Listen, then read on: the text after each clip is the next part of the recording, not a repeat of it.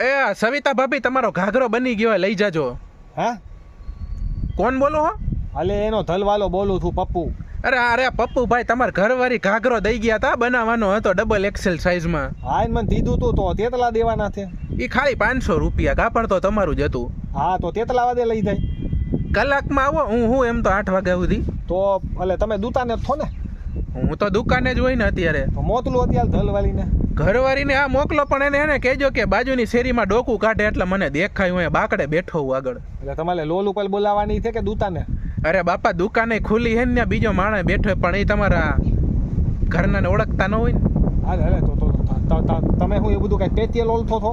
અરે એવું નથી. હવે હું વર્ષોથી અહીંયા 5-6 વર્ષ થઈ ગયા ને મારે આ એરિયામાં દુકાન હે ને, એટલે મને બધાને હું ઓળખતો હોય. મારો માણસ હજી નવો મેં રાખ્યો હોય. હવે અમે 2 મહિનાથી લેવા આવ્યા, તમને ત્યાંથી દાલે તમે 5 વર્ષથી ઓળખો છો માલી ધલવાલી? અરે હું 5-6 વર્ષથી અહીંયા ધંધો લઈને બેઠો હું ભાઈ, દુકાન લઈને, એટલે એમ કહું છું.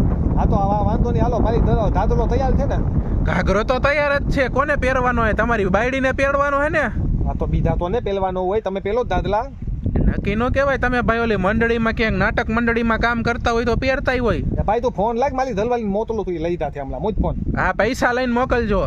હા પૈસાનું કઈ એટલે ફોન મૂકી દઈએ.